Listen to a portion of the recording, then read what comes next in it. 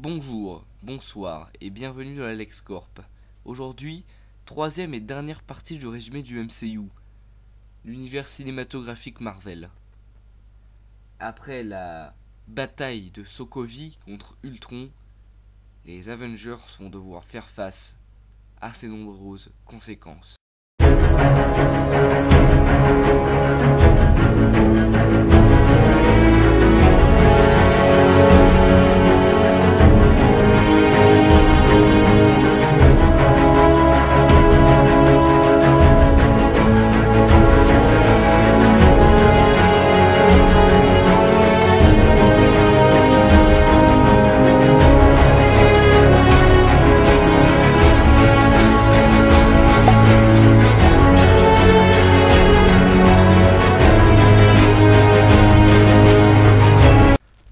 Quelques mois plus tard, Scott Lang, un cambrioleur, sort de prison. Il décide d'arrêter ses activités criminelles pour avoir le droit de voir sa fille, Cassie.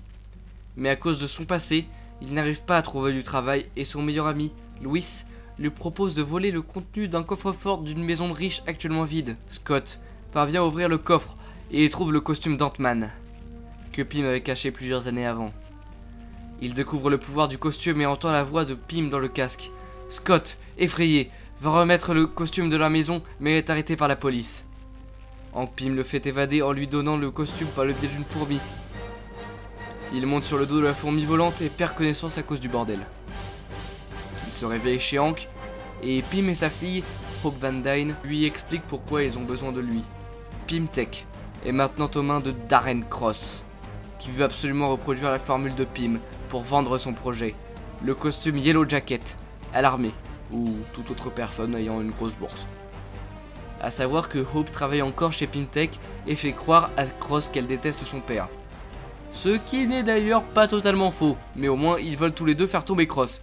Hank a donc besoin des talents de cambrioleur de Scott pour s'infiltrer chez Pym-Tech et détruire le projet Yellow Jacket. C'est lui qui avait organisé le cambriolage de sa propre maison pour atteindre Lang. Scott finit par accepter et Hank et Hope l'entraînent et lui apprennent à contrôler les fourmis à distance grâce à une oreillette designée par Pym et à lancer des disques permettant de rapetisser ou d'agrandir les objets. Scott est enfin prêt, mais pour accomplir sa mission, il doit récupérer un dispositif énergétique gardé dans un vieux hangar Stark, qui est en fait entre-temps devenu le nouveau QG des Avengers. Scott combat Falcon, qui gardait l'endroit, mais arrive à s'en sortir avec le dispositif. Pendant ce temps, Cross arrive à reproduire la miniaturisation. Mais vous me direz, si Hope entraîne Scott, pourquoi c'est pas elle qui prend le costume? Eh bien c'est là la source du problème entre le père et la fille. Elle voudrait bien avoir le costume, mais Hank refuse de lui donner pour ne pas qu'elle connaisse le même sort que sa mère. D'ailleurs, Hope ne sait toujours pas comment sa mère a disparu. Scott Lang et de ses potes cambrioleurs s'infiltrent dans Pym-Tech, où Cross s'apprête à vendre le costume de Yellow Jacket à Hydra. Ant-Man arrive et Cross prend le costume de Yellow Jacket. Cross s'enfuit et va prendre la fille de Scott en otage, mais Scott arrive et remporte la bataille en détruisant le Yellow Jacket, en réduisant à la taille subatomique comme l'avait fait Janet. Mais avec un disque d'agrandissement, il revient à la taille normale. Hank va alors continuer ses recherches sur la taille subatomique, car si Scott est revenu, Janet peut aussi. Scott arrive à s'entendre avec son ex-femme et son nouveau mari, qui est flic et assister à la scène, pour revoir sa fille. Hank avoue tout à Hope sur sa mère et donne l'ancien costume de la guêpe à sa fille. Cela fait 1 an et demi que Captain America, Black Widow, Falcon et Scarlet Witch traquent Brock Rumlow, alias Crossbones. Ils le retrouvent à Lagos, au Nigeria, où Crossbones, vaincu, active une ceinture explosive pour tuer Captain America. Scarlet Witch utilise ses pouvoirs pour propulser Crossbones, mais pas de bol. Celui-ci atterrit dans un immeuble, et l'explosion tue de nombreux civils. En même temps, Tony Stark est confronté à une conférence par une femme lui annonçant que les Avengers avaient indirectement tué son fils, mort en Sokovie. Thaddeus Ross, vous vous souvenez, le gars qui voulait arrêter Bruce Banner? Eh ben il travaille maintenant pour les Nations Unies, et il présente aux Avengers les accords de Sokovie. Ils doivent désormais n'opérer qu'avec autorisation des Nations Unies, où ils seront considérés comme des criminels. Les événements de New York, Washington DC, Sokovie et Lagos ont provoqué trop de victimes collatérales. Iron Man, War Machine, Black Widow et Vision signe et Captain America est au fond du trou après avoir appris la mort de Peggy Carter. Pendant une réunion des Nations Unies à Vienne, le roi T'Chaka du Wakanda, petit pays d'Afrique qui a connu 11 pertes lors de l'incident de Lagos, fait un discours, mais une bombe explose et tue T'Chaka. Le suspect est identifié comme étant Bucky Barnes, le soldat de l'hiver. Le prince du Wakanda, T'Challa, se jure de venger son père. Rogers, persuadé que son ami est innocent, décide avec Sam Wilson d'aller le trouver. Il le retrouve à Bucarest, où Bucky jure de ne pas avoir commis l'attentat. C'est alors qu'un mec déguisé en panthère arrive et essaye de tuer Bucky. Les 4 sont arrêtés par War Machine et les autorités, et se rendent sans se battre. La panthère est en fait T'Challa, qui dit avoir hérité du costume de Black Panther, transmis de roi en roi.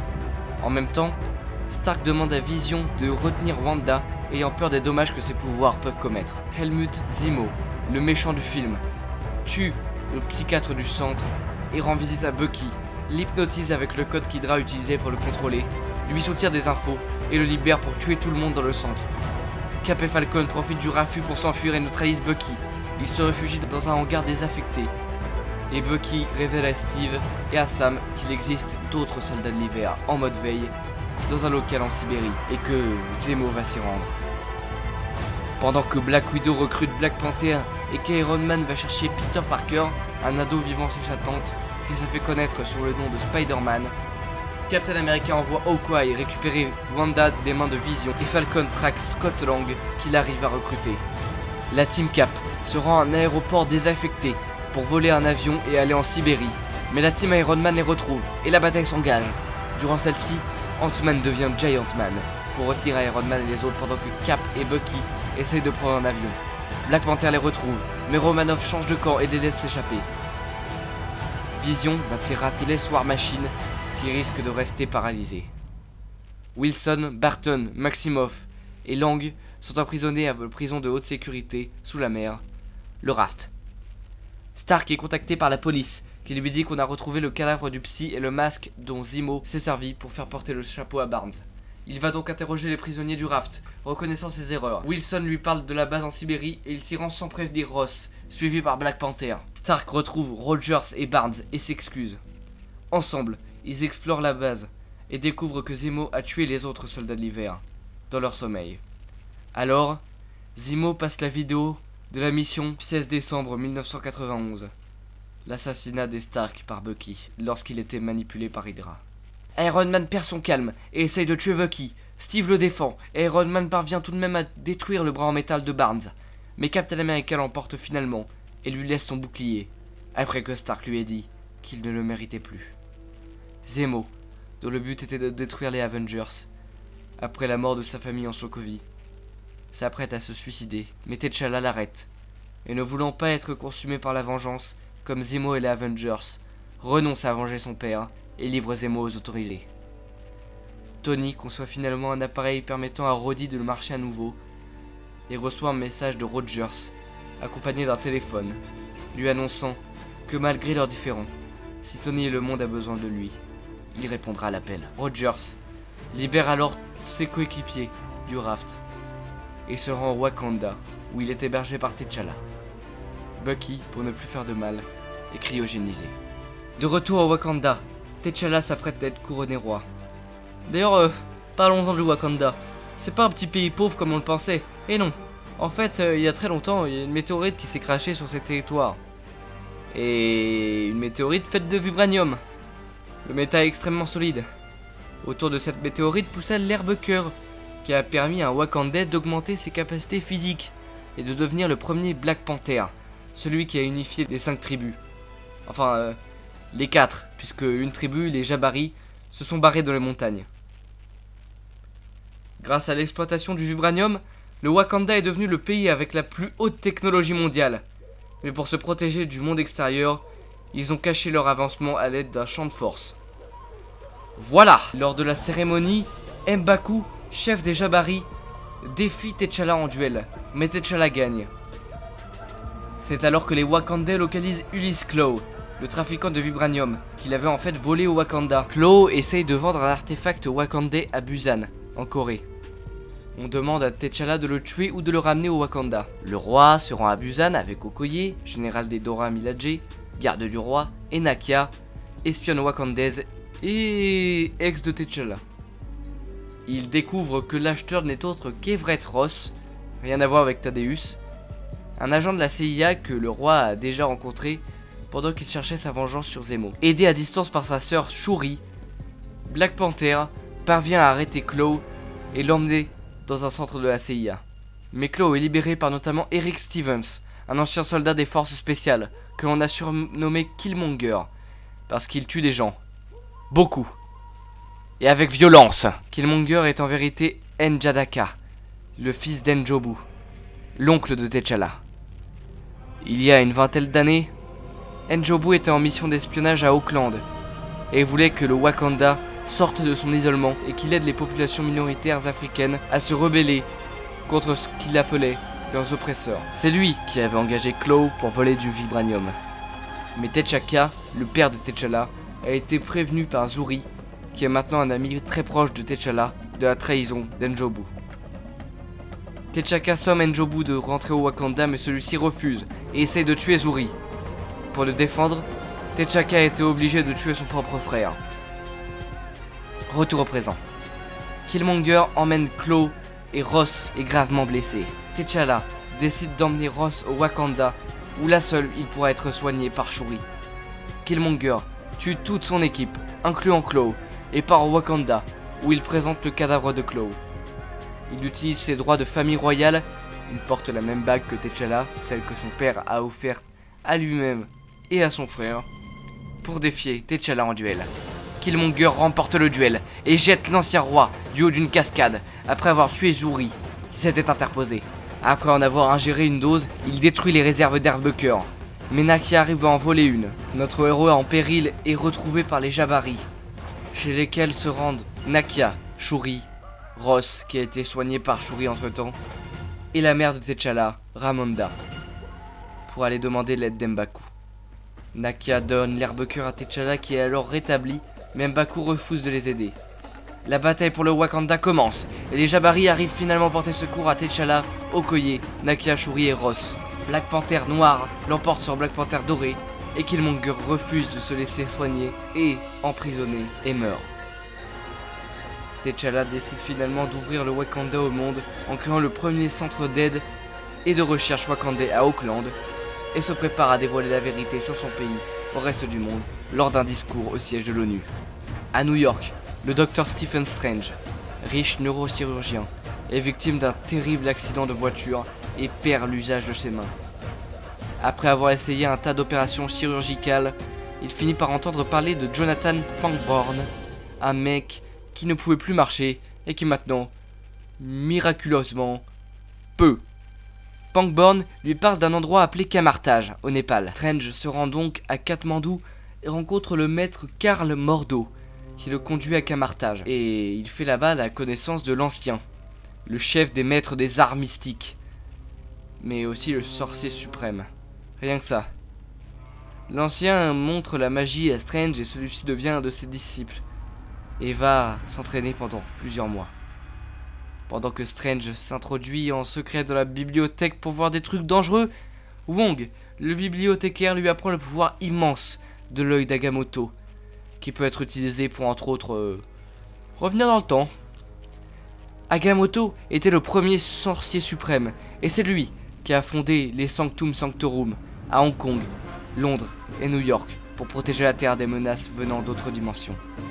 Or, si les Sanctum Sanctorum sont détruits, bah c'est la merde. Wong apprend à Strange aussi que Caecilius, un ancien disciple de l'Ancien, veut contacter Dormammu, un méchant vivant dans la dimension noire, et voulant absorber tous les mondes dans sa dimension. C'est alors que Caecilius détruit le Sanctum Sanctorum de Londres et attaque celui de New York. Strange va défendre l'endroit seul où il trouve la cape de lévitation, littéralement une cape qui lévite, jusqu'à l'arrivée de l'Ancien et de Mordo. Caecilius révèle alors que l'Ancien tire sa longévité de la dimension noire, ce qui est contraire à ses enseignements, et blesse mortellement l'Ancien, qui refuse d'être soigné et meurt. Caecilius fuit à Hong Kong et Mordo et Strange s'y rendent, mais c'est trop tard.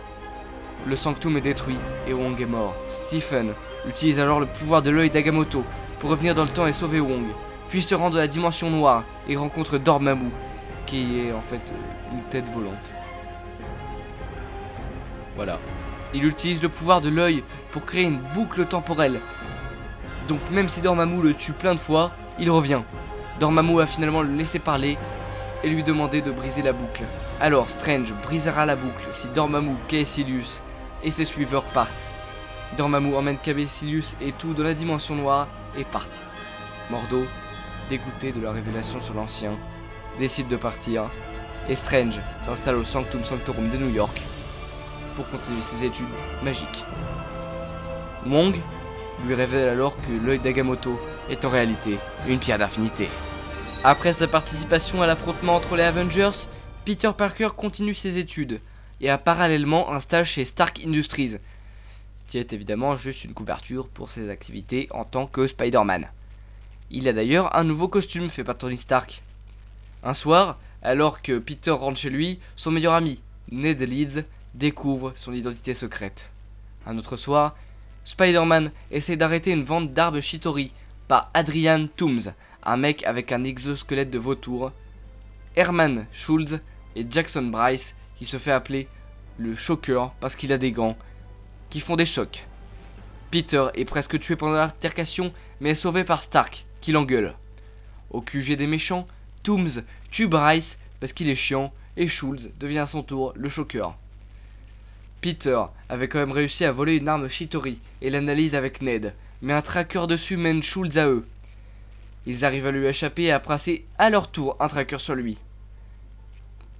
Peter enlève le tracker. Oui, bon, il y a beaucoup de trackers dans ce film. Écoute, voilà, c'est bon. En fait, Tony Stark avait mis un tracker sur son costume et Peter l'enlève. Ce qui lui débloque de nouvelles options, telles qu'une intelligence artificielle qu'il appellera Karen. Il localise Schultz à Washington DC et il va avec l'équipe de décathlon de son lycée, parce que ça tombe bien, c'est le championnat national. Il essaye d'arrêter Toomes là-bas, mais il finit dans un camion, puis dans un garage enfermé toute la nuit. Ce qui lui fait rater la compétition. Il découvre que l'arme qu'ils ont volée est instable et va exploser. Il se rend donc au Washington Monument, et là où Ned et les autres camarades sont en visite. Et heureusement, arrive à les sauver. À New York, Spider-Man affronte encore Toomes sur un bateau, mais Toomes s'enfuit après avoir séparé le bateau en deux. Peter, aidé par Iron Man, sauve les passagers, mais Tony l'engueule une nouvelle fois et lui reprend son costume. Allant chercher sa cavalière pour le bal du lycée, Liz, il découvre qu'elle est en fait la fille de Toomes. Celui-ci comprend qu'il est Spider-Man et dépose Peter et Liz devant le lycée en prévenant Peter de ne pas le suivre, sinon il le tuerait. Peter comprend que Toomes veut détourner l'avion qui transporte tout le matériel des Avengers de la tour des Avengers, maintenant vendue, à leur nouveau QG. Il fuit évidemment le bal pour suivre le vautour avec son costume fait maison, mais est intercepté par le Shocker qu'il arrive à battre. Spider-Man retrouve Toomes à son repère qui lui explique ses motivations. Après la bataille de New York, il était chargé de nettoyer l'équipement Shitori de la ville. Mais Damage Control, une filiale de Stark, a pris en charge ces opérations et Toomes et son équipe se sont retrouvés sans travail. Toomes a donc décidé de garder le matériel extraterrestre et l'a vendu ou utilisé pour construire son exosquelette. Toomes dit faire ses activités criminelles pour récolter de l'argent pour sa famille et montrer au monde que les gens comme Stark n'en ont rien à faire des gens normaux comme lui. Il propose à Spider-Man d'abandonner, mais celui-ci refuse, et le vautour l'enterre en cassant les fondations de son repère. Peter arrive à s'en sortir et affronte le vautour sur l'avion des Avengers et arrive finalement à le battre. Toomes va en prison et sa famille quitte l'État. Happy Hogan emmène Peter au nouveau QG des Avengers où Tony Stark lui propose de rejoindre l'équipe avec le costume Iron Spider. Mais Peter, se rappelant les paroles de Toomes, décide de rester à protéger les gens de son quartier. Chez lui, il découvre que Stark lui a rendu le costume du début du film. De son côté, Thor a cherché les pierres d'infinité pendant 2 ans, sans succès. Il vainc un démon sans difficulté qui voulait mettre sa couronne dans l'éternelle flamme pour détruire Asgard. Le Ragnarok. Bon. Mais le démon lui a dit qu'Asgard était sans défense, sans Odin. Thor ne comprend pas et se rend sur Asgard, et comprend la supercherie de Loki, qui s'était fait passer pour Odin. Thor veut retrouver Odin, mais Loki l'avait envoyé dans une maison de retraite qui n'existe plus. C'est alors que Doctor Strange les trouve et les envoie en Norvège, là où se trouve Odin, en échange de quoi ils quitteront la Terre après. Parce que Loki n'est pas vraiment approuvé par les Sanctum Sanctorum. Thor et Loki retrouvent Odin, qui leur avoue être mourant, et meurt sous leurs yeux. Alors, Hela, sœur aînée de Thor, déesse de la mort, qui avait été bannie par Odin, parce qu'ils avaient fait plein de conquêtes ensemble, mais bon, il y a un moment où elle est allée trop loin, revient et réclame le trône d'Asgard. Thor et Loki essayent de l'arrêter, mais elle détruit Mjolnir, le précieux marteau. Hela emprunte le Bifrost, dont le gardien, depuis le règne de Loki, n'est plus Heimdall, mais Scourge, un con. Hela veut se rendre sur Asgard et Thor et Loki la suivent, mais elle les expulse du portail. Elle arrive donc à Asgard et tue l'armée asgardienne menée par Ogun, et one-shot Fandral et Volstagg. Ce qui nous fait oublier l'époque où c'était des personnages importants. Hela ressuscite l'armée des morts et fait de Scourge son bras droit. Thor atterrit sur Sakaar, une planète pleine de déchets, où il est capturé par Scrapper 142, qui est en fait une Asgardienne, ancienne Valkyrie, guerrière d'élite, disparue aujourd'hui. Elle l'amène au grand maître, souverain de la planète. Thor découvre que Loki est là aussi, mais depuis plus longtemps. Parce que, en quittant le Bifrost, il s'est passé des trucs temporels. Bon, Loki il est là depuis plus longtemps, ok. Loki a donc réussi à entrer dans les bonnes grâces du grand maître. Thor veut quitter l'endroit, mais le seul moyen est en fait de battre le champion de l'arène. Thor se fait couper les cheveux contre son gré, et va dans l'arène après avoir fait la connaissance de Korg, le chef des gladiateurs, qu'il avait mis en garde contre le champion. Le champion est en fait Hulk, et Thor essaie de le raisonner, mais n'y arrive pas. Hulk prend l'avantage, mais Thor a une vision d'Odin, qui lui dit que, même sans Mjolnir, il a du pouvoir. Thor arrive à invoquer la foudre, et est sur le point de gagner, quand le grand maître le neutralise à l'aide de l'implant qu'il lui a posé à sa capture. Thor découvre en se réveillant que Hulk ne s'est pas retransformé depuis la bataille de Sokot. Thor contacte Heimdall, qui lui apprend la situation catastrophique à Asgard. Il en parle à la Valkyrie et essaie de la convaincre de l'aider à s'enfuir, mais elle lui révèle qu'elle est la seule survivante du massacre des Valkyries par Hela. Il arrive quand même à lui voler la télécommande de son implant pour le désactiver. Thor et Hulk se rendent au Quinjet, avec lequel Hulk est arrivé ici. Et Thor passe un enregistrement de la technique que Black Widow avait mise au point pour faire revenir Banner. Ce qui marche, mais le vaisseau ne fonctionne plus. Le grand maître envoie Scrapper 142 et Loki chercher Thor et donnera une prime à celui qui l'a. La Valkyrie neutralise Loki et retrouve Thor et accepte finalement de l'aider et lui donne Loki en preuve de sa bonne volonté. Ils vont chercher un vaisseau pour s'enfuir et Loki essaie de trahir Thor, mais son frère le voit venir et lui colle son implant.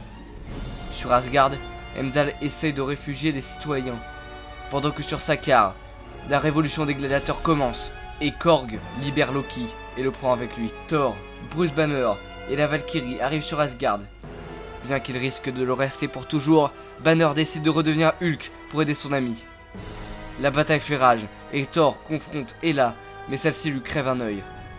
Thor commence à utiliser son véritable pouvoir de dieu de la foudre, mais ça n'arrive pas à blesser suffisamment Hela.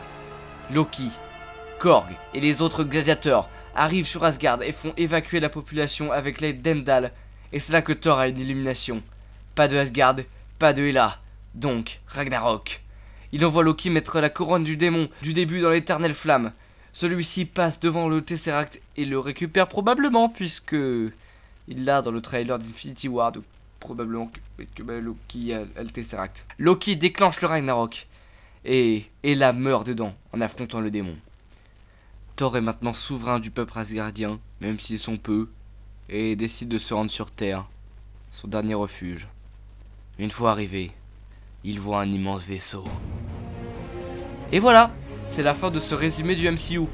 Comme je vous l'ai dit, c'est un résumé, donc évidemment, le meilleur conseil que je puisse vous faire, c'est de voir les films. Il y en a des meilleurs que d'autres, mais ils sont tous bien sympas. N'hésitez pas à mettre un pouce bleu si la vidéo vous a plu, c'est vraiment beaucoup de travail. Et à me dire en commentaire quel est votre film du MCU préféré. Abonnez-vous si ce n'est pas déjà fait, et on se retrouve très bientôt pour une prochaine vidéo. Salut!